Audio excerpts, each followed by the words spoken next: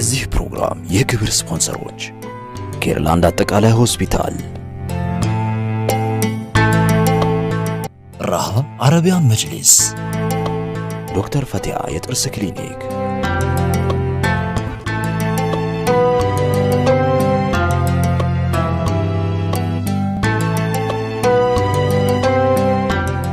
ልጆቹ ሰልማውበት ልጆቹን ለመመለስ ጥናት የጀመረው የዛሬው መንገደኛዬ እስልምና ደጅ ደርሷል። የትላንቱ ተሾመ ለገሰ፣ የዛሬው መንገደኛዬ መሐመድ ለገሰ።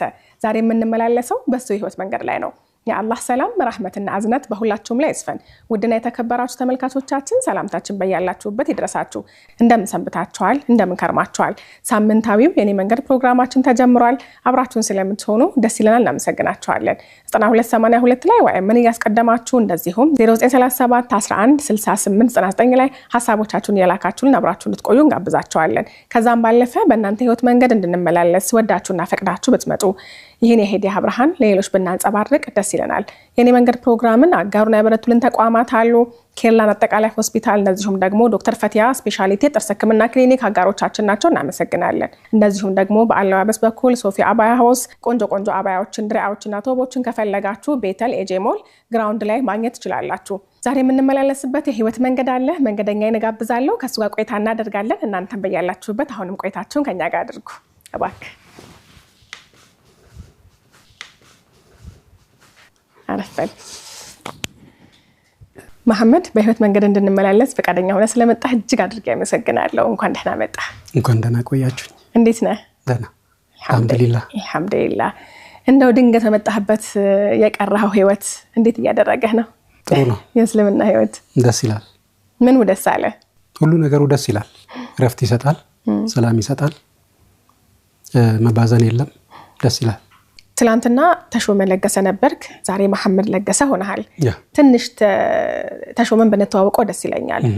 ሃይማኖት አልባ ሆነ የኖርክባቸው ሃይማኖት የቀያየርክባቸው ጊዜያቶች ነበሩ። ብዙ የህይወት መንገዶች አሉ። የትላንትናው ማንነትህን የተወሰነ እናንሳና ዛሬ መጡ ደግሞ አዲስ የህይወት መንገዶችን እናወራለን። ስለዚህ ከትላንትናው ካንተ የህይወት መንገድ እንጀምር። የቤተሰቦች ሃይማኖት፣ ያንተስ ሃይማኖት ምን ነበረ? ከሱ እናንሳና ደግሞ ቀጣይ እንቀጥላለን። እኔ ቤተሰቦቼ ዋቄፈታ ነበሩ። የተወለድኩበት ቤተሰብ ማለትና ከዛ የገጠር ልጅ ነኝና ከዛ ጨርሼ ትምህርት ሃይ ስኩል ከተማ ስገባ የከተማ ሰዎች ቤተክርስቲያን ይመላለሳሉ ነጠላ እየለበሱ እና እነሱን ስናይ ለምንድነው እኛ ቤተክርስቲያን የማንሄደው? ለምንድነው እነሱ ስለሰለጠኑ ነው አይደል ነጠላ እየለበሱ የሚሄዱት? እኛ ደግሞ የማንሄደው ከገጠር ስለመጣን ነው አይደል? ስለዚህ እኛም ቤተክርስቲያን መሄድ አለብን ብለን ቤተክርስቲያን መሄድ ጀመርን ማለት ነው። የገጠር ልጆች ከዛ ቤተክርስቲያን መመላለስ ስንጀምር የምናጠናቸው ነገሮች መዝሙሮች ነው። መዝሙር ደብተር እናዘጋጃለን። ይሄን የሚያክል ደብተር በጣም ሰፍተን፣ ድሮ ትልቅ ደብተር የለም። የተረፉ ደብተሮችን እየሰፋን በትልቁ አዘጋጅተን እዛ ላይ እንጽፋቸዋለን ማለት ነው። መዝሙሮችን ስቲል አረሰው ተቀርጿል ውስጤ ማለት ነው። ናቹራሊ ጠያቂ ነኝና መጠየቅ ጀመርኩኝ። ማናት ማርያም? ሁሌ የምንዘምርላት ማርያም ማናት? ኢየሱስስ ማን ነው? ኑ በእግዚአብሔር ደስ ይበለኒ ይላል እና ማን ነው? እግዚአብሔርስ ማን ነው? የሚሉ ነገሮች በጊዜ ሂደት እና ስለ እኔ አንድን ነገር ከያዝኩኝ እስከ መጨረሻ ካልሄድኩ አይሆንልኝምና ሁሌ ለምንድን ነው መዝሙር ብቻ የምናጠናው? መጽሐፍ ቅዱስ ስለምን አናነብም የሚለው ውስጤ እንትን ይላልና መጽሐፍ ቅዱስን ማወቅ አለብኝ ብዬ ማንበብ ጀመርኩ ማለት ነው። በግሌ ከሰዎች የምሰማቸው ነገሮች ስለ ትሪኒቲ፣ ስለ ዲቪኒቲ ኦፍ ጂሰስ የመሳሰሉት ነገሮች መጽሐፍ ላይ የማነባውና ሰዎች ላይ የምሰማው ነገር አይጣጣምልኝም። ከዛ ቤተክርስቲያን ሰዎችንም ይሄ ነገር ምንድነው ብዬ ስጠይቅ ስለ ሃይማኖት መመራመር ጥሩ አይደለም፣ እንዳለ ምስጢር ነው ይሉኛል። ምስጢር ነውና ምስጢራትን ደግሞ እንዳለ መቀበል ነው እንጂ መጠየቅ አስፈላጊ አይደለም ይሉኛል። ከዛ ስጠይቅ ማንም ሳይመልሱ ሲቀሩ እስከ ሃይ ስኩል ሚንስ ከ9ኛ ክፍል ጀምሮ እስከ 12ኛ ክፍል በዚህ ሁኔታ ቀጠልኩኝ። ጥያቄዎች ሳይመለሱልኝ ቀሩ ማለት ነውና ልክ ዩኒቨርሲቲ ሲገባ ሜይቢ ደግሞ ዩኒቨርሲቲ at that time ፕሮቴስታንቲዝም በጣም የተስፋፋበት ጊዜ ነው።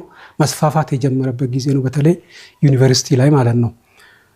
ከዩኒቨርሲቲ ነው መስፋፋት የጀመሩት። ቢኮዝ ዩኒቨርሲቲ ስቱደንትስ ወደ ቤታቸው ሲሄዱ አትሊስት ቤተሰቦቻቸውን ይቀይራሉ የሚል ስትራቴጂ ይዘው ዩኒቨርሲቲ ላይ ተማሪዎችን ነበር የያዙትና እዛ በጣም ሆት ነበር ዩኒቨርሲቲ ውስጥና ከዛ እዛ ጥያቄ አጥቻለሁ። ጥያቄ ሳይመለስልኝ ቀርቷል። እዚህ ደግሞ ሊመለስልኝ ይችላል ብዬ ደግሞ ፕሮቴስታንትን ጀመርኩ ማለት ነው።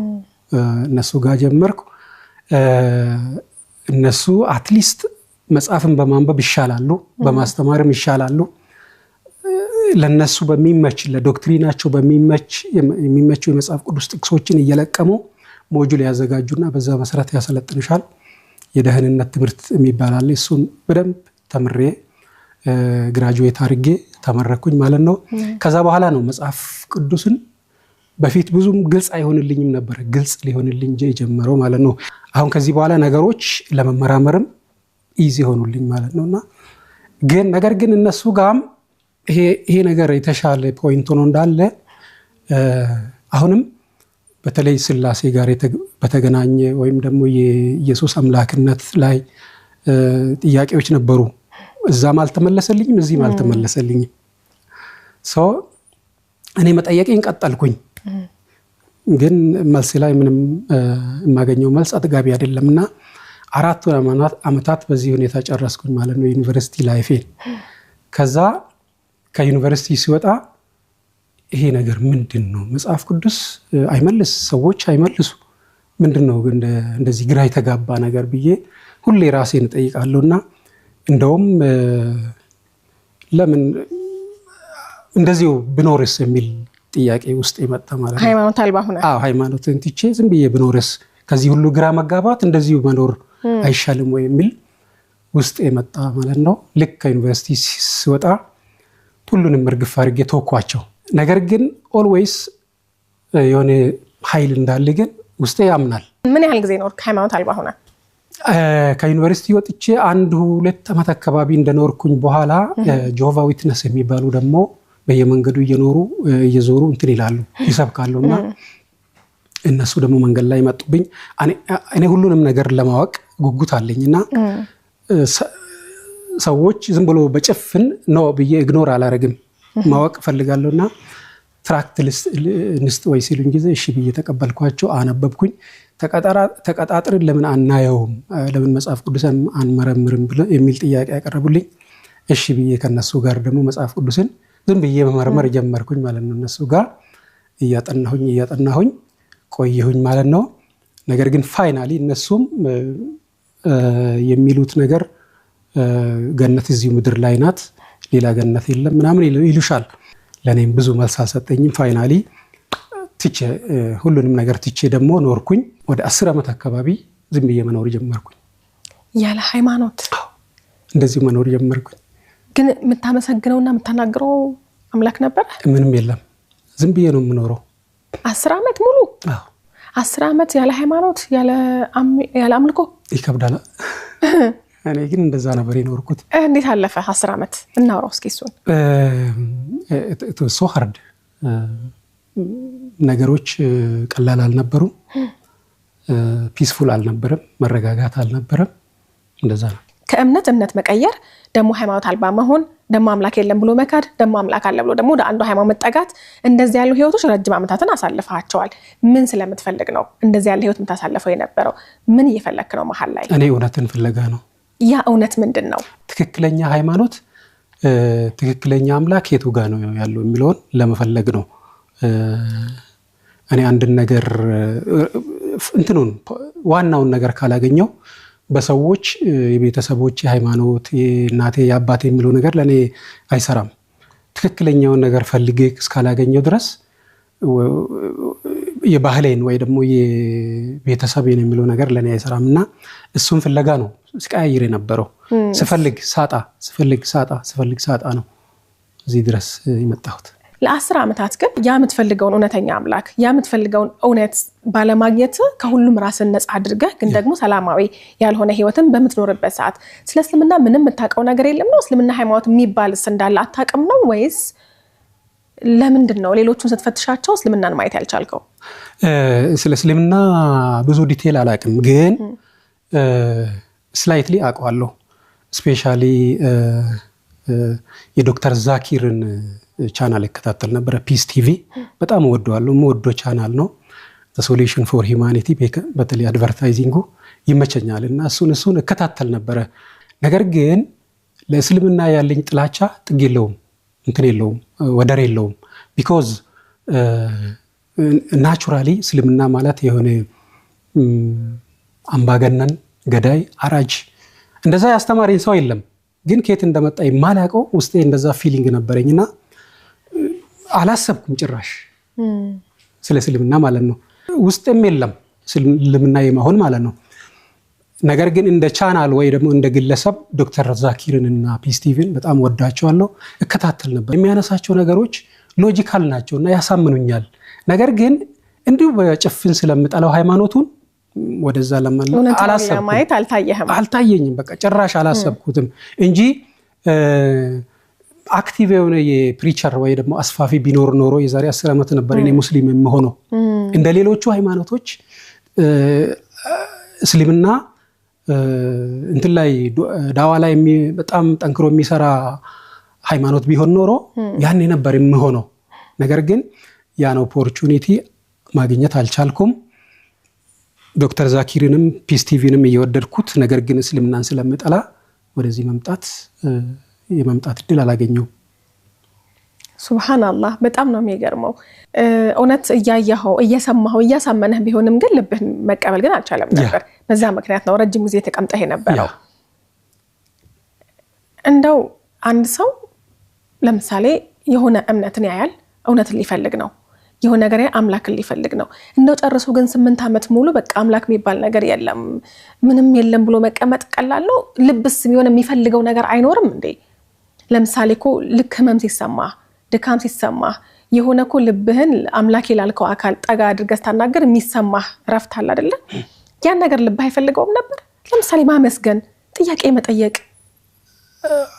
እኔ በቃ እንትን የለም ፈጣሪ የለም በሚለው ውስጥ ስለደመደምኩኝ ፈጣሪ ቢኖር ኖሮ ይሄ አይሆንም ነበር፣ ፈጣሪ ቢኖር ኖሮ እንደዚህ አይሆንም ነበር የሚሉ ነገሮች ውስጤን ስላሳመኑኝ ብዙም ፊሊንግ አልነበረኝ።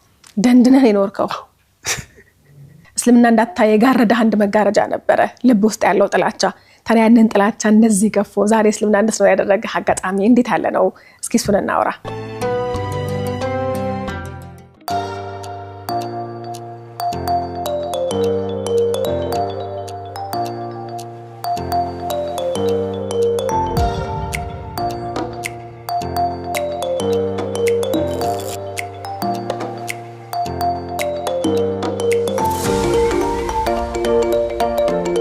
ደረጃውን የጠበቀ የአፍና የጥርስ ህክምና ከዶክተር ፈቲያ ስፔሻሊቲ የጥርስ ክሊኒክ የምንሰጣቸው አገልግሎቶች የጥርስ እጥበትና የድድ ህክምና፣ የተቦረቦሩ ጥርሶችን መሙላት፣ የጥርስ ስር ህክምና፣ ሩት ካናል ትሪትመንት፣ የተወላገዱ ጥርሶችን በብሬስ ማስተካከል፣ የመንጋጋ ስብራትና ውልቃትን በማግዚሎ ፋሻል ሰርጅን ወደ ነበረበት መመለስ፣ እርሶ በመረጡት ሰው ሰራሽ አርቲፊሻል ጥርስ በዚርኮኒያ፣ ሴራሚክ፣ ወርቅ፣ ክሮም፣ አክሪሊክ በመጠቀም ቋሚና ወጪ ገቢ ጥርሶችን ዘመኑ ያፈራቸው መሳሪያዎችን በመጠቀም በጥራት እንሰራለን።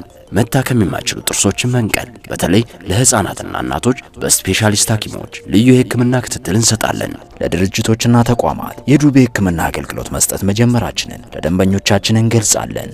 የአፍና የአፍ ውስጥ ችግር ሲገጥመው ሳያመነቱ እኛ ጋር ይምጡ፣ ፈጣን መፍትሄ እንሰጣለን። አድራሻችን ሰፈረ ሰላም ኢትዮ ጠቢብ ሆስፒታል አጠገብ በ0911 04 2987 ወይም 0911 22 4370 ላይ ደውሉ። ፈገግታው ስጦታ ነው። ለቤተሰቡ የአፍና ጥርስ ህክምና ዶክተር ፈቲያ ስፔሻሊቲ ጥርስ ክሊኒክ። ዘመኑ የሩጫ ነው።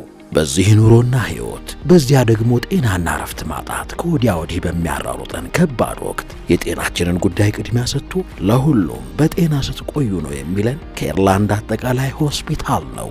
የጤና ቤት የሆነው ኬርላንድ የዘመኑ ቴክኖሎጂ ያፈራቸውን የላቁ የህክምና መሳሪያዎች በመጠቀም ያለ ሰርጀሪ የኩላሊትና የሐሞት ጠጠርን ማስወገድ፣ የነርቭና የህብለ ሰረሰር፣ የልብ የአንጀትና የውስጥ ደዌ፣ ከአንገት በላይ ሕክምና፣ የካንሰር፣ የአጥንትን ጨምሮ የተለያዩ የቀዶ ጥገና ሕክምና በኤአይ በታገዘ የ4D አልትራሳውንድ፣ በዲጂታል ኤክስሬይና ፍሎሮስኮፒ፣ በባለ 1.5 ቴስላ ኤምአርአይ እና በባለ 128 ስላይስ ሲቲ ስካን ዘመናዊ መሳሪያዎች ታግዞ የተሟላ አገልግሎት በመስጠት ላይ ይገኛል። በኬርላንድ የህፃናት የማህፀንና ጽንስ የማዋለድ የድንገተኛና የጽኑ ህሙማን ሕክምናና የስነ ልቦናና የማማከር አገልግሎትን ጨምሮ የኢንዶስኮፒና ኮሎኖስኮፒ አገልግሎቶችን ከተሟላ የላቦራቶሪና ፓቶሎጂ ምርመራ ጋር ያገኛሉ። ለድርጅቶች በተመጣጣኝ ዋጋ ሂዱቢ አገልግሎት እንሰጣለን። ከአየር ጤና ወደ ሰበታ በሚወስደው መንገድ አባገዳ አደባባይ አጠገብ እንገኛለን። ስልክ 0977 86 86 86 ይደውሉልን። ኬርላንድ አጠቃላይ ሆስፒታል ከማከምም በላይ። የዕለት ተዕለት ውሎዬ ቀላል የሚባል አይደለም። አንዳንድ ጉዳዮችን ለሰዎች ለማስረዳት የሚሄድበት ርቀት አድካሚ ነው። ቤቴ ማረፊያዬ ነው።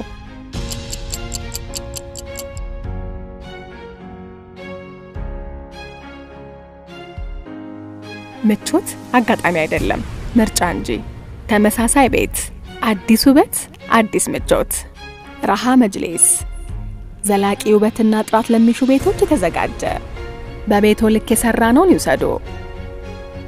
አድራሻችን ቁጥር 1 መርካቶ አንዋር መስጂድ ፊት ለፊት ዋጂዲ ህንፃ 2ኛ ፎቅ፣ ቁጥር 2 ቤተል ተቅዋ መስጂድ ወረድ ብሎ ቲጃራ ህንፃ 1ኛ ፎቅ። ለበለጠ መረጃ 0966 22 87 60 አሊያም 0947 13 74 24 ላይ ደውሉልን። በራሃ መጅሊስ ምቾት ወደ ቤቱ ይመጣል። ራሃ መጅሊስ። እስልምና እንዳታይ የጋረደ አንድ መጋረጃ ነበረ፣ ልብ ውስጥ ያለው ጥላቻ። ታዲያ ያንን ጥላቻ እንደዚህ ገፎ ዛሬ እስልምና እንደሰው ያደረገ አጋጣሚ እንዴት ያለ ነው? እስኪ እሱን እናውራ። ባለቤቴ ኦርቶዶክስ ናት። የመጀመሪያ ልጄም እንደዚሁ እሷን ተከትላ፣ ልጆቼ በሙሉ እሷን ተከትለው ነው እንትን ያሉት። ትዳር ላይ ኑረክ ይሄ የሃይማኖት እነሱ ያመልካሉ፣ አንተ አምላክ የለም ነው የምትለው? yes አውርታቸው ታውቁ? ቤት ውስጥ ስለ እምነት አናወራም። ቤተክርስቲያን አትሄድም እንደ አንተ ከኛ ጋር ይሉኛል። እናንተ ሂዱ ላቸዋለሁ። እሺ እንቀጥል።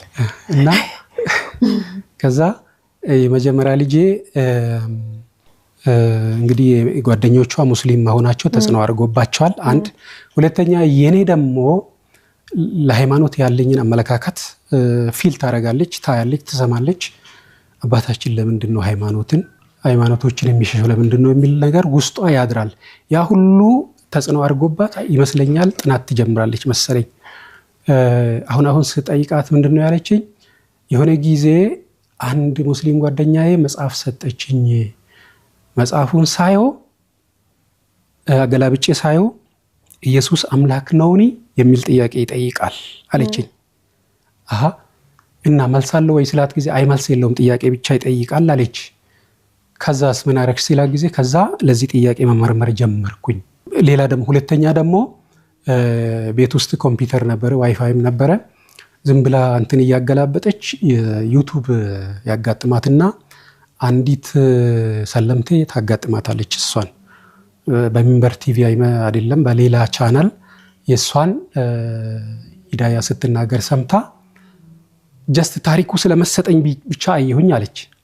ሃይማኖቱን አልወደውም ግን ታሪኩ ስለመሰጠኝ ብቻ እስከ መጨረሻ አየሁኝ አለች የልጅቷ ታሪክ። ከዛ ሌላም ደገምኩና አየሁኝ አለች። እሱን ጨርሳ ታሪኩ ተመችቷት ማለት ነው። ከዛ ያ ነገር ውስጧን እየሰረሰረ መጣ እሷን ማለት ነውና በዛ ምክንያት ማጥናት ትጀምራለች። እንደገና ደግሞ ሌላ መጽሐፍም ደግሞ ጓደኛ ሰጠቻት የሚነበብ አጣጣሪ ያለ መጽሐፍ ርዕሱን አሁን የማታስታውስ ሰጥቷት እሱን አነበበች። ከዛ በኋላ በቃ በሙሉ ጥያቄ ተፈጠረብኛለች። ሲፈጥርብኝ ጊዜ መጽሐፍ ቅዱስ ማንበብ ጀመርኩኝ አለች። ከዛ እሷ ለካ ኦሬዲ ጨርሳለች የዛሬ 1 ዓመት በፊት ማለት ነው። ሃይማኖቱን ጥናቱን ምናምን ጨርሳ መወሰን አቅቷታል ለመስለም ማለት ነው። ልጅቷ ለካ እኛ ሳንሰማ ጥናቱን ጨርሳለች ስለ ሃይማኖቱም። በቃ ያን መጽሐፍ ስታነብ ይሄን ኢንፎርሜሽን ስታገኝ ትክክለኛ ሃይማኖት ሙስሊም መሆኑን ተረዳች አንደርስታንድ አደረገች እና ግን እኛን ለማሳወቅ ፈራች አሁን እቺ ልጅ ስናያት ዝም ብላ ታዝናለች እንዴ ልጅቷ ምንድነው የሆነችው ይያል ግራ የሚገባ ጸባይ ማሳየት ጀመረች ታዝናለች ወክም ወስደን ስናዝናናት ዝም ብላ መጫወት ሳይሆን መቆዘም ነገር እንደዚህ አይነት ፊሊንግ እንትን ማሳየት ጀመረች መጨረሻ ላይ አንድ ቀን ለጋር ወክ ያረጋግን አባይ ያለችኝ አቤት እኔ 18 ዓመት ሲሆነኝ የራሴን ሃይማኖት መምረጥ እችላለሁ አይደል አለችኝ እኔ ዛን ጊዜ ለሃይማኖት ወይ እንደ ሌሎች ኦርቶዶክስ አክራሪ ወይ ምናምን ቢሆን ኖሮ አይቻልም ነበር ይምላት ነገር ግን ሊበራል ስለሆንኩኝ ይቻላል ግን ከወንሽም ማሁን የምቺው ጆቫ ዊትነስ ነው አልኳት የዛን ጊዜ ፌቨር አረጋቸዋለሁ እነሱን አሎንኩም ግን ካሉት ሃይማኖቶች ኮንክሪት የሆነ አይዲያ የሚያቀርቡት እነሱ ናቸው ብዬ ስለማስብ ከሆንሽም እነሱን ነው ጆቫ ዊትነስ ነው የምትሆኚው ማሁን ትቻለሽ ግን የምትሆኚው እሱን ነው አልኳት አንተ እነሱን ስለምትወድ ነው አይደል አለችና ሳቃለችና በዚሁ ተለያየን ከዚህ በላይ አላወራንም እኔ ብዙም እንትን እንደማልጎዳት ስለምታቅ እናቷን ነው የፈራችው እማያለች አቤት ሻሃዳ ሊይዝ ነው አለቻት እሷ ቀልድ መስሏታል እናቷ ማለት ነው ቀልድ መስሏታልና አላመነችም እቺም ብላ ሄደች ልጅቷ ሄዳ ሻሃዳ ይዛ መጣች ማታ ስትመጣ መስገጃ ምናምን ይዛ መጣች ደብቃ ነው ግን ማንንም አላወቀም ነገር ግን በጊዜ ሂደት ያው ስትሰግድ መስገጃ ምናምን ታወቀባት ከዛ እሷ እንግዲህ አሁን ወደ ሻሃዳ ይዛ መጣች እሷን መቅጣት ጀመርን እሷን ለመመለስ ዘመቻ ጀመርን ማለት ነው ጦርነት ተፈጠረ ቤት ውስጥ ባለቤቴ በተለይ በጣም አክራሪ ስለሆነች በቃ እኔ ዛሬ ነው የሞትኩት አለች እኔ ብዙም እንትን አይደለም ግን ከሆንሽም ሌላ ሃይማኖት ነው እንጂ ለምን ሙስሊም ትሆኛለሽ ነው የኔ ቁጣ የሷ ደግሞ ጭራሽ ከእምነቱ ጭራሽ እንዴት ከኦርቶዶክስ ትወጫለሽ እኛን ገደልሽኝ በዛ ላይ እኛን ሳታማክሪን በዛ ላይ ደግሞ አራጅ ሃይማኖት ጎረቤት ሁሉ መጣ ሽምግልና ወጣ ይቅርታ ብለሽ ተመለሽ አሏት ሞቼ ይገኛለሁ አለች ልጄ ከዛ እንደምንም አግባብቷት ይቅርታ በያሏት ይቅርታ ጠየቀችኝ ይቅርታ መጠየቋ አጥፍቻለሁ ይቅርታ አርጉልኝ ነው እንጂ ሃይማኖቱን ትቼ መለሳለሁ ማለት አይደለም እሷ እንዲሁ ላይላዩን ይቅርታ እሺ ብላ ትናለች ሰዎች ግን የተመለሰች መስሏቸው ደስ ብሏቸዋል ቀጠለች ልጄ ከዛ ገረፍናት መከርናት ልጅቷ ብትገረፍ ምን ብትገረፍ ምን ያኔ ብዙ ገረፍካት አዎ ተገርፋለች አላህ ይበለን እንጂ ያው ረፊያታለሁ ያ ሁሉ ተገርፎ ልጅቱ ሌላ ጊዜ ልምጭ ስታይ የምትሸና ልጅ ያ ሁሉ ስትገረፍ ምንም እንዴ ይሄን ያህል እንደዚህ ፍቅር በፍቅር የሚያደርግ ወይም ደግሞ እንደዚህ ያጠነከራት ሃይማኖት ምንድነው የሚል ለኔ ውስጥ ጥያቄ ፈጠረው ማለት ነው ምክንያቱም ሌላ ጊዜ ገና ዱላ ስታይ ተፈራለች ፈሪናት ነገር ግን አሁን እዚህ ጋር በቃ ጸናች ከዛ ሌሎቹ የሆነ ነገር ተደርጎባቸዋል አሉ እኔ ደግሞ ተወኩትና እኔ ሌላ አማራጭ በያስኩት እነሱ ይዘን ጸበል እንውሰዳት የሚል ነገር ነበር ያሉት ጎረቤቶች ማለት ነው እንዳለ ወሰዷት ምንም ልጅቷ ምንም ልትመለስ አልቻለችም በቃ የራሳቸውን አስተያየት ሰጥቶ ጸበል አጥምቆ ምናምን ይመልሷታል ልጄ ግን እዛው ናት ኢሚዲየትሊ ያደረገችው ምንድነው ተከታዩን እህቷን ማስተማር ነው እሷን ማስተማር ቀጠለች ልጅቷ ሁለተኛ ልጄ ማለት ነው ከዛ ስትሰግድ አየናት አንቺም ሰለምሽ አዎ ሰለምኩ ምን ሆናችሁ ነው እናንተ አሁን እኔ እንግዲህ አልሰለምኩም ገና ምን ሆናችሁ ነው ምን ገብቶባችሁ ነው በቃ አሁን ሌላ ጦርነት ተነሳ ቤት ውስጥ ሰው ሁሉ ሸሸን ጎረቤት ሁሉ ሸሸን የነሱ ቤት አጋጣሚኛ አካባቢ ያሉት በሙሉ የነሱ ናቸው ሌሎች ሃይማኖቶች ናቸው ሰው ሁሉ ሸሸን ቤታችን መምጣት አቆሙ ባለቤቴ ይሄው ሰው አልባ አረጋችሁኝ ስላለች እንዲያረጋችሁኝ ስላለች ሰው የሆነ ያስተያየት ልክ ልጆችሽ ምን ሆኑ ምናምን ሲሏት ወዲያው ራሷን ነው የሚያማት እሷ እንቅላቷ ላይ ይወጣል ትናደዳለች ምን ትላለች እና በዛ መልኩ ሁለተኛ ልጄም ሰለመች እዛ በቃ እኔ ሁለተኛ አልገርፍም በሚለው ከዛ በኋላ ነው ሁለተኛ ልጄ ስትሰልም ነው እንግዲህ አሁን ወደ ጥናት የገባሁት ሁለቱም ይገረፉ ነበር ሁለተኛዋን አልገረፍኳትም ሁለተኛዋ መስለማን ስታይ ጥናት ጀመርኩ አሁን በጥናት ካልሆነ አይሆንም በሚለው እኔ ራሴ ላጥናና እሷን መመለስ ቀላል ነው የሚል ነበር የወሰንኩት መጽሐፍ ማነው ቁርአንን ላጥናና እሷን ማስተማር አሁን ምንም በማላቅበት ሁኔታ ላይ እሷን መመለስ ስለማልችል ቁርአን ላጥናና እሷን ልመልስ የሚል ነገር ጀመርኩኝ ማለት ነው እኔ ሃይማኖቱን ብጠላም አንድ ነገር ለማጥናት ክፍት ነኝ ኦፕን ነኝና ከዛ ያለልኩበት መስጊድ የለም እዛ አካባቢ ማለት ነው ኡስታዝ ፍለጋ 5 መስጊድ ሄጃለሁ ኡስታዝ ፍለጋ ማለት ነው የዛን ጊዜ ፋይናሊ ሰበታ ሄድኩኝና ኡስታዝ አቡ ሰላም የሚባል አገኘሁት ማለት ነው የመስጊዱ ኢማም ናቸው እሳቸውን አገኘሁኝ ጎበዝ ኡስታዝ ናቸው አጋጣሚ ያጋጠመኝ እሳቸው ጋር ብዙ ተወያየን ተማርን ማለት ይቻላል ቀጠሮ እየያዘልኝ በየቀኑ አትሊስት ለ3 ወር አይሆንም እዛ አካባቢ አጠናን ቁርአንን ማለት ነው እየተመላለስኩ ጥያቄዎችን እየጠየቅኩ እየመለሰልኝ ፋይናሊ እኔ ራሴ ተሸነፍኩ ማለት ነው ሱብሃንአላህ ልጅህን ልትመልስ በመጣህበት እዚሁ ቀረህ ማለት ነው በጣም ነው የሚደንቀው ምን አሳመነህ ግን በዚህ አጋጣሚ ከኡስታዝ አቡ ሰላም በተጨማሪ ደግሞ ሚዲያ ላይም ሶሻል ሚዲያ ያው በእጃችን ስለሆነ ሚዲያ ላይም አንዳንድ ዳዋዎችን መከታተል ጀመርኩኝ ስፔሻሊ የኡስታዝ አቡ ሃይደር ዳዋ በጣም ስለሚመቸኝ እሱን ሆም ብዬ መከታተል ጀመርኩኝ አሁን ማለት ነው ስለዚህ መጨረሻ ላይ የሱ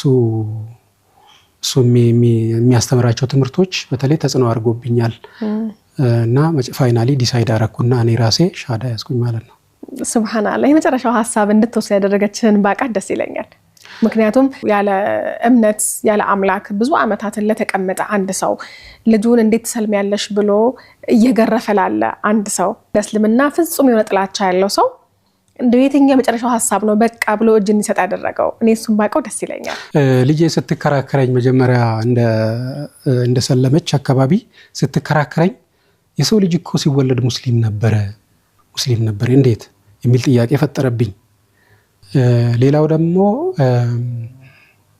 ኡስታዝ አቡ ሃይደር ሲያስተምር የውርስ ኃጢአት የሚባል ነገር የለም አዳም ኃጢአት ሰርቷል አንዴ ነገር ግን ያንዳንዱ ሰው የሚሰራው ኃጢአት ለራሱ እንጂ ለልጅ ልጁ አይተላለፍም የሚለው ደግሞ ለኔ ሌላው እኔ ማረከኝ ዳዋ ነው አዳም ራሱ ኃጢአት ሰራ ተውበት አደረገ ይቅርታ ተደረገለት እንጂ ከዛ በኋላ የሚተላለፍ ኃጢአት የለም የሚል ይሄኛው ትምህርት እኔን ማርኮኛል ከዚህ በፊት በዚህ መልኩ አላቀውም ነበር አዳም ኃጢአት ሰራ ከዛ በኋላ የሰው ልጅ በሙሉ በአዳም ምክንያት ኃጢአተኛ ሆነዋል ሶዛት አንድ አዳኝ ያስፈልገዋል ያንን ደግሞ ኢየሱስ ነው የሚያድነው የሚል ትምህርት ነበር ይሄን አስተምሮ ነበር ይዘን ምናቄ ነበረው ምንም እንኳን ውስጤ ባይቀበለው ማለት ነው ስለዚህ ይሄ የበለጠል አሳምኖ እስልምናን እንድትኖሩ አድርጓል እና ደግሞ ተውሂድ አሁን ለምሳሌ እኔ ትሪኒቲ ለኔ ብዙ ጊዜ አሳማኝ አልነበረም ከመጀመሪያው ሲጠይቃቸው ከነበሩ ጥያቄዎች አንዱ ስለ ስላሴ ነው እና ስለ ኢየሱስ አምላኪነት ነው እነዚህ ተውሂድ ላይ የተሰጡ ትምህርቶች እኔን ስቦኛል ተመችቶኛል ማለት ነው የአምላክ አንድነት እና የኢየሱስ ነብይነት አምላክ አለመሆኑ ነብይ መሆኑ ከነቢያት አንዱ መሆኑ ይሄ አሳምኖኛል ብዙ ሃይማኖቶችን ብታያቸው ለእስልምና የነበረ ጥላቻ ግን እስልምና እንዳታይ ጋርዶህ ነበር ዛሬ ደግሞ አልহামዱሊላህ ልጅህን ሰበብ አድርጎ ለእስልምና መኖር ጀምረሃል በትላንትናውና በዛሬው ህይወት መካከል ያለውን ልዩነት ማወቅ ይችላልው ያ ማለት ውስጣዊ ህይወት ማለት ነው ዛሬ እኔ አሁን በጣም ደስተኛ ነኝ ምንም በሌለበት ሰላማዊ የተረጋጋው ሰው ነኝ ቢኖረኝም ባይኖረኝም ሰላማዊ እንቅልፍ ተኛለሁ በፊት ኖሮሽም ሁሉ ነገር በተሟላበት ሁኔታ ራሱ መረጋጋት የለም ሰላም የለም አሁን ግን እኔ ለጥ ብዬ ነው ተኝቼ ማድረው ምንም የለኝም በሌለበት በባዶ ሰላማዊ ህይወት ነው ያለሁት ማለት ነው ማሻአላህ ስለ ድልድዩ እናውራ እስኪ እንግዲህ አምላክ የለም ብሎ ለረጅም ዓመት የኖረችው ነፍስ በአንዲት ደግሞ ድልድይ ተሻግራ አምላኳን ስትኳትለለት የነበረውን እውነት ጋር አገናኝታለች ሻሃዳዋ ማለት ነው ስለዛሽ ቀን እናውራ እስኪ ወሰነ ሻሃዳ ስለያስከበት ቀን ስለ ሻሃዳው ስሜት ስለነሱ እናውራ ሁሉ ነገር ከወሰንኩ በኋላ አሁን መጣመንትን ማለት አለብኝ በቃ ሻሃዳ መያዝ አለብኝ የሚል ነገር ወሰንኩኝ ኡስታዜም ምን ታስባለህ ያለኝ በቃ መወሰን አለብኝ አልኩኝ ወሰንኩኝ ሰበታ አንድ መስጊድ ላይ ኢሻ ሰዓት ላይ ሄደን ሻሃዳ ይዤ ወጣሁኝ ማለት ነው በጣም ነው ደስ ያለኝ የዛን ጊዜ እኔ ፊልም ማረገው ከዛ በፊት ሻሃዳ ሲያዝ ሰው ያለቅሳል ኦር ደግሞ እንደዛ አይነት ፊሊንግ ነበረኝ ሰው ያለቅሳል እያንዳንዱ ሰው ያለቅሳል የሚል ከአቡ ሃይደር ስለሰማሁኝ እኔም አለቅሳለሁ የሚል ጠብቄ ነበር ነገር ግን አላለቀስኩኝ ግን በጣም ደስ ብሎኝ የሆነ ሸክሜ ተራክፎልኝ ነው ቀለል ብሎኝ ወደ ቤት ሄድኩት ማለት ነው ከዛ በፊት እንቅልፌ ሁላ ሰላም የለውም ነበር ሁሉ ነገር ባለበት ግን መረበሽ ነበር እንቅልፍ ማታ አይዘኝም ነበር አሁን እንደነገርኩሽ ስራ የለኝም ኢንካም የለኝም ግን ለጥ ብዬ ነው መተኛው ሁሉ ነገር ለሱ ትቼ ማለት ነው አሁን ስራ የለኝም ስትል አስተዋወስኩኝ እንግዲህ ላለፉት 10 አመታት አካባቢ ወደ ኤንጂኦ ላይ ሰርተሃል በአካውንቲንግ ዲግሪ አለ በሙያህ ነው 10 አመት ያገለገልከው የነበረው ረጅም ጊዜ ነው 10 አመት ያውም ደግሞ በፕሮፌሽን ማገልገል እኮ አይገኝም ማለት ብዙ ጊዜ ሰዎች ፕሮፌሽናቸው ሌላ ነው የሚያገለግሉት ነገር ሌላ ነው የሚሆነው አንተ ግን በፕሮፌሽን ኤንጂኦ ላይ ወደ ከ10 አመት በላይ ያገለግልሃል ለምን አሁን ስራ የለህም ለምን ስራውን ተውከው የዛሬ 2 አመት አካባቢ እየሰራሁኝ አመመኝ ቲቢ ኤክስትራ ፑልሞናሪ ቲቢ የሚባል ሳምባ እንደ ሳምባ አይነት ሆኖ ግን ሰውነት ላይ የሚያብጥ እሱን ታመምኩና ሆስፒታላይዝ ተደረግኩኝ ህክምናው ከ6 ወር እስከ 1 አመት ይፈጃል ሚኒመም 6 ወር እስከ 1 አመት ሶዛት ራሴን ማከም ስለነበረብኝ ህክምና ገባሁኝና በዛ ምክንያት ያስራ ቆመ ማለት ነው መታከም ረጅም ጊዜ መታከም ስለነበረብኝ ህክምናዬን ከጨረስኩኝ በኋላ ካገገምኩኝ በኋላ ልክ እኔ ወደ ስራ ልመለስ ሲል ዶናልድ ትራምፕ መጣ ተመረጠ ማለት ነው ተመረጠና ኤንጂኦ የሚባል አስፈልግም ብሎ የአሜሪካ የእርዳታ ድርጅቶችን ዘጋቸው ሶዛት ድሮ በገፍ ሲቀጥሩ የነበሩ ኤንጂኦዎች አሁን ተዘጉ ማለት ነው በዛ ምክንያት የኔ የመቀጠር እድል ሳሳ ጠፋ ማለት ነውና ኤንጂኦ ማግኘት አልቻልኩም በዛ ምክንያት ነው ስራ ያጣሁት ማለት ነው ስለዚህ በአካውንቲንግ ዲግሪ ከመኖር አልፎ በፕሮፌሽኑም ወደ 10 አመታት አገልግለሃል አካውንታንት የሚፈልካል እንግዲህ በኔ በኩል ማግኘት ይችላል ጥሩ እንግዲህ የስራ ማስታወቂያ እየሰራው ነው አሁን አልሐምዱሊላህ የስራ ልምድ ያለው አካውንታንት ከፈለጋችሁ የኔ መንገድ ያቀርብላችኋል ያ ኢንሻአላህ ይኖራል ኢንሻአላህ ምክንያቱም ፕሮፌሽኑ ካለ ሙያው ካለ ልምዱ ካለ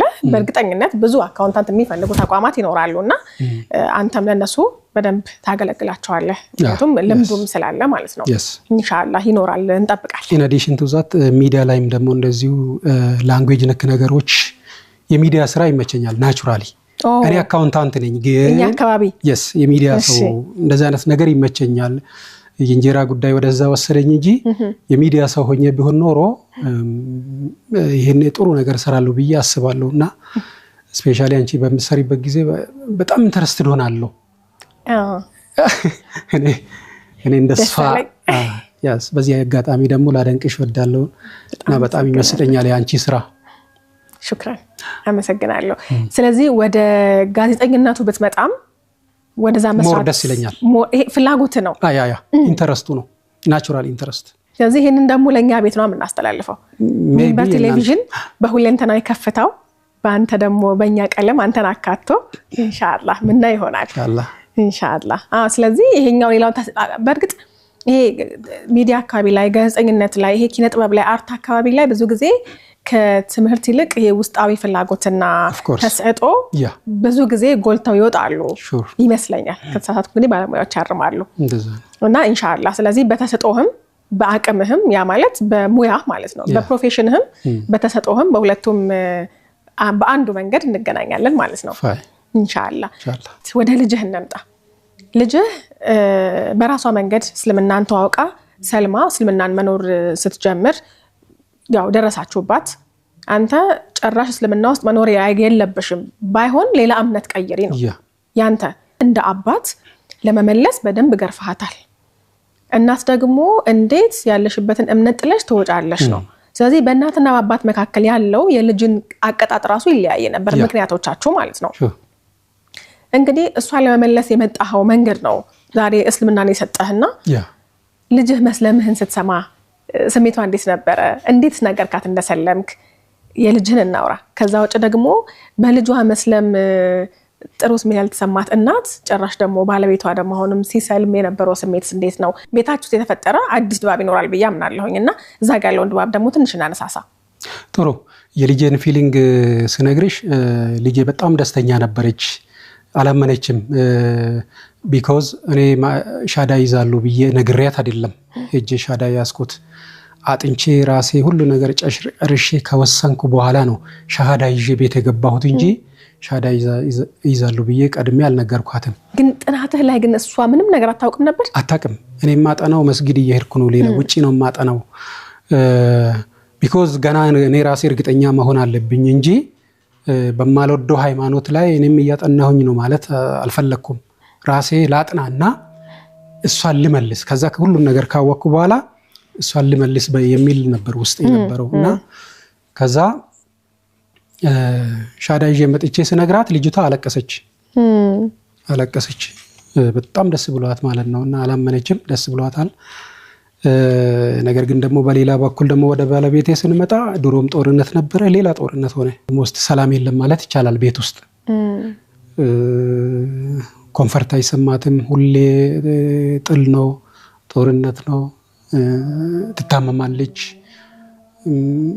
ብቻ ቤት ውስጥ አስቸጋሪ ነገር ነው ያለው ሶፋር እስካሁን ማለት ነው ግን አንተ ያወቅከውን እውነት አንተ ለብዙ አመታት ስትኳትንለት የነበረውን አምላክህን ያንን የሐቅ መንገድ ለማስረዳት ለማሳወቅ አልሞከርክም በጣም ያወቁ ሰዎችን ማስረዳት ቀላል ነው ትንሽ ዕውቀት ያላቸው ሰዎችን ማለት ነው ምንም ደግሞ ስለ ሃይማኖቱ ብዙ ዕውቀት የሌላቸው ሰዎች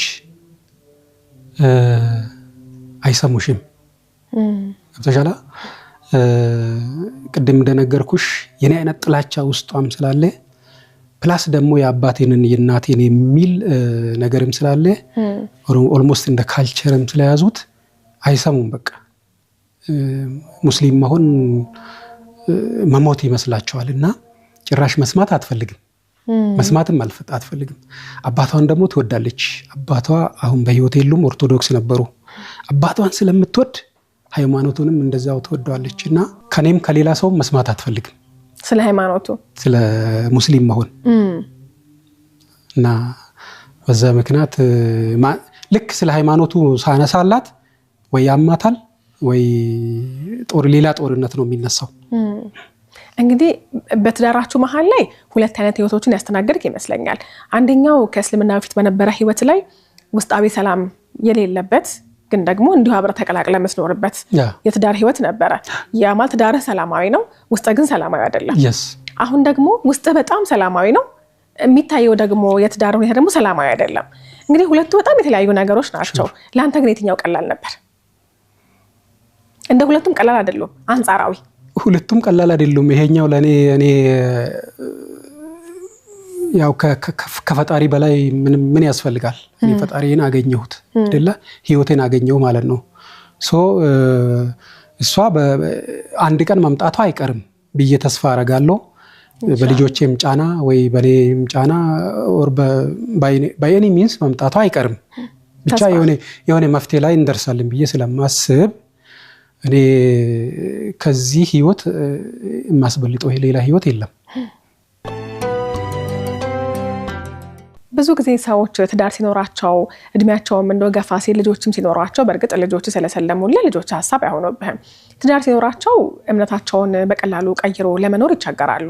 ምክንያቱም የትዳር አጋራቸው ማትቀበላቸው ከሆነ ሴትም ደግሞ ከሆነች ባለቤቷ ማይቀበላት ከሆነ ያንን ሰላማዊ የሆነውን ወይ ደግሞ አንድ አርጎ ያኖራቸው የነበረን ትዳራቸውን ስለሚያጡት በዛ ስጋት በዛ ፍራቻ አዲስ እውነትን ቢያገኙ አዲስ እምነትን ቢያገኙ ወደዛ እምነት ለመቀላቀል ግን ድፍረቱ አይኖራቸውም። ምክንያቱም የገነቡት ነገር ስላለ እሱን አይፈልጉም ማጣት እና እንዴት ብዬ ትዳሬ ምን አድርጌ ልጆቼ ምን አድርጌ ብለው በይሉንታ ታስረው የማይሰልሙ እውነት እየገባቸው እውነታቸውን ግን በልባቸው ይዘው የሚኖሩ ሰዎች አሉ ብዙ ምናቃቸውና አንተ ያንን እውነት በልብህ ይዘህ ደብቀህ መኖርን ሳትፈልግ በግልጽ ነው የተናገርከውና ትዳሬ ላጣ እችላለሁ የሚል ስጋት አልነበረህም መስለም ስትወስን?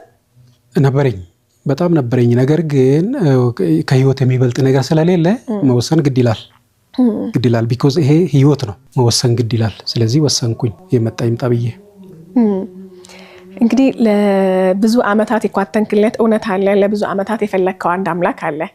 እሱን ስታገኘው እንደው ልብህ ላይ ምን ታስተናግድ ነበር? የዛይ ሰሞን ባቆ ደስ ይለኛል። አምላክ ቢኖርማ ይሄ ባልሆነ ነበር፣ አምላክ ቢኖርማ እንዲህ በሆነ ነበር የምትላቸው ነገሮች ነበሩ። ልክ ልብህ የፈጠራት አምላክ እንዳለ ነፍስህ ስታረጋግጥ ለካ አምላክ አለኝ ስትል የአምላክን ማመስገን ስትጀምር ከዛ አምላክ ጋር ደግሞ በሻለ ልክ ስትገናኝ የዛን ሰሞን ላይ አሁን ላይ ኦሬዲ ኑረሃዋል ብዬ ነው። የዛኔ ግን ልዩነትን ታውቀዋለህ ብዬ ስላሰብኩኝ ነውና ወደ አዲስ ደግሞ ህይወት ስትመጣ አንተ ጋር የነበረው ነገር ባውቅ ደስ ይለኛል። ያ በጣም ደስ ይላል እና በተለይ ማታ በየቀኑ ለስግደት መስጊድ ሄዳለሁ። እዛ አካባቢ ያለው ነገር በተለይ ማታ ከጀማ ጋር ሰግጄ ሲሄድ ምናምን ሰላማዊ ነው ህይወት ነው የሚሰማኝ። ደስ ነው የሚለኝና ሁሌ እንደዛ ቢሄድ ደስታዬ ነው። በተለይ ማታ ሁሌ እንደዛ ከጀማ ጋር ሆነሽ ስትሰግጂ ምናምን ደስ ይላል። ምናልባት እኮ ትላንትና እስልምናን በጠላሁበት ልቤ ደንድኖ በዛው ቀርቶ ቢሆን ኖሮ በዛ ጥላቻ ይቀጥዬ ቢሆን ኖሮ ምን ሆን ነበር ብለህ ራስን እንድጠይቅ ያደረገህ ሞመንት አለ? እንደዛ ፊሊንግ አይነት የጠየቁበት ጊዜ የለም። ነገር ግን እንዲሁ ባልሆን ኖሮ ወደ እስልምና ባልመጣ ኖሮ እንዴት ምን አይነት ህይወት ያጋጥምህ ነበር ካልሽኝ እርግጠኛ ነኝ መጨረሻ ላይ የባከነ ህይወት ሶፋር የባከነ ህይወት ነበረኝ። ከዚህ የባከነ ህይወት እንደሚሆን እርግጠኛ ነኝና ፋይናሊ ሰው አምላክ የለኝ እያለ እንትን ማለት ሲጀምር ተስፋ መቁረጥ ይጀምራል። ወደ ተለያዩ ሱሶች መግባት ይጀምራል። ወደ ሱሳይድ ይገባል። እንደዚህ አይነት እርምጃዎች ፋይናሊ አዳይድ ነው ዘዴ ይሆን በተለይ የሆነ ነገር ሲያጣ ትግስት አይኖረውም። ሃይማኖተኛ ስትሆኝና ሃይማኖት አልባ ስትሆኝ አንድ አይደለም። ሃይማኖተኛ ስትሆኝ ተስፋ የምታረጊው ነገር አለና በተስፋ ትኖሪያለሽ፣ ቢኖርም ባይኖርሽም ቢደላሽም ባይደላሽም። ሃይማኖት አልባ ስትሆኝ ግን የሆነ ነገር ሲከፋሽ ወደ እርምጃ ነው የምትሄጂው ማለት ነው። ተስፋ ትቆርጫለሽና ሶፋር ወይ ጠጪ ወይ ደግሞ አጫሽ ኦር ሰምዌር መግባት አይቀርም። በርግጥ እስካሁን እንደዚህ አይነት ሱስ የለብኝም ናቹራሊ። ነገር ግን የሆነ ቀን አይቀርልኝም ነበር በዛ ቆይቼ ቢሆን ኖሮ። ስለሰለምክ ያገኘኸው ወይ ደግሞ በመስለምህ ያጣኸው ተለየ ነገር አለ? በመስለም ያገኘሁት ነገር ህይወት ነው። ከፈጣሪሽ ጋር መገናኘት ቀላል ነገር አይደለም። ህይወት ነው፣ ተስፋ ነው። ይሄ ትልቁ ነገር ነው ያገኘሁት፣ ትልቁ ነገር ነው። ያጣሁት ነገር ምንድነው?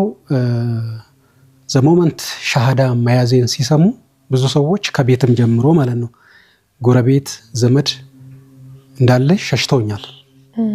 የዘጉኝ ጓደኞች አሉ፣ ያኮረፉኝ ጓደኞች አሉ። አሁን ኦልሞስት ሰው የለኝም ማለት ይቻላል ከመስጊድ ጀማ በቀር ማለት ነው። ሌሎቹ የድሮ ጓደኞቼ ኢቭን ዘመዶቼ ማለት ነው። አሁን ዘመዶቼ አንድ የሚያናግረኝ የለም። አሁን ዛሬ እኔ ስራ አልባ ሆኜ የምኖረው ለኔ ስራ መፍጠር የሚችሉ መቅጠርም ማስቀጠርም የሚችሉ ትልልቅ ዘመዶች አሉኝ። ነገር ግን ሻሃዳ መያዜን ሙስሊም መሆኔን ከሰሙ በኋላ ዘጉኝ። በቃ ዘጉኝ። ስለዚህ አሁን ከዘመድም አይደለሁም። እናቴ ብቻ ናት የምትጠይቀኝ። በጊዜ ሂደት የኔ እናትና የባለቤቴ እናት እነሱ ብቻ ናቸው የሚቀርቡኝ። ሶሻል ላይፌ የለም አሁን የድሮ የነበሩኝ ሰዎች ማለት ነው የሉ። አላህን አግኝተሃል። ትልቁ ነገር እሱ ነው። አልহামዱሊላህ። ክላስ ሳልጠቅስልሽ ያለፍኩት ሌላ ምንድነው ልክ ዝም ብዬ ከመቀመጥ ብዬ አንድ የድሮ ወዳጄ ማቀው የራሱ ቢዝነስ ያለው ጋር እንደ ሼር እንስራ ብሎኝ ወሰደኝ። በድሮ እንትኔ ነው የሚያቀኝ፣ በድሮ ሃይማኖቴ ነው የሚያቀኝና ልክ እሱ ጋር እየሰራሁኝ 10 ሰዓት ላይ እኔ ለእንትን ወጣለሁ፣ ለ10 ወጣለሁ ማለት ነው። በየቀኑ ወጣለሁ። የት ነው የምትሄደው ይለኛል። በየቀኑ መውጣቴ ሲደጋገምበት ጊዜ የት ነው የምትሄደው? መስጊድ እየነገርኩት ስነግረው ጊዜ ሰለምክ እንዴ? አዎ ሰለምኩ። አክራሪ ፕሮቴስታንት ነው ሰውየው። ከዛ በኋላ ሰውየው ተቀያየረ፣ ሌላ ሰው ሆኖ ተገኘ። በዛ ምክንያት ከሱ ጋር መቀጠል አልቻልኩም። እሱን ስራ አቆምኩኝ ማለት ነው እንጂ ይሄን ያህል አልቸገርም ነበረ። አንድ እሱ ነው። ሁለተኛ አከራዮቼ፣ እኔ በክራይ ቤት ነበር የምኖረው። አከራዮቼ አሁንም ፕሮቴስታንት ናቸው። ሙሉ ግቢ ይዤ ነበር የምኖረው። ልክ መስለሜን ሲሰሙ ቤቱ ይፈልጋል እና ሊቀቅ ተባልኩኝ። ኖርማሊ ግን ቤቱ አይፈልግም። እሺ ይፈልጋል? አዎ ይፈልጋል። ሰው ሁሉ ዘመተብኝ፣ ጎረቤት ሁላ። እኔ አለቅም ብዬ ነበር። እኔ በአንዴ ቤት አይለቀቅም።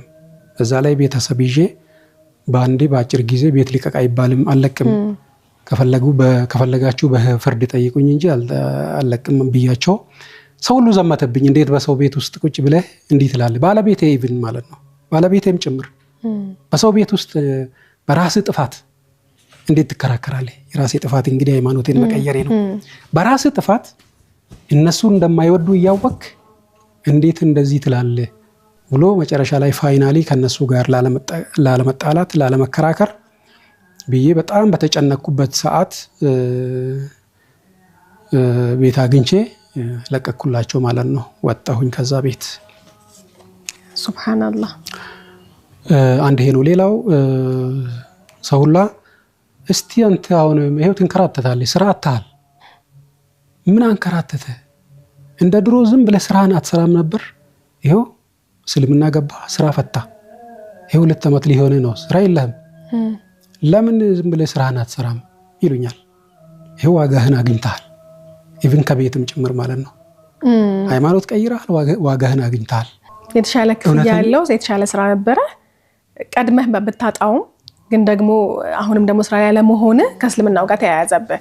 አዎ ያልገባቸው ሰዎች እንዴት ያስባሉ? ወደ ትክክለኛ ሃይማኖት ሄደ ቢሆን ኖሮ ስራ ወዲያው ታገኝ ነበር። መንገዱን ስለሳትክ ነው ስራ አልባ ይሆንኩ የሚል አይነት ፊሊንግ፣ እነዚህ አይነት አስተያየቶች ይደርሱኛል። በጣም ይገርማል። እንደው አንድ ነገር አንስተን ፕሮግራማችን ብናጠቃልል ደስ ይለኛል። ብዙ ጊዜ ሰዎች ለእስልምና ያላቸው አተያይ በጣም ይደንቀኛል። ምክንያት አልባ ነው አተያያቸው።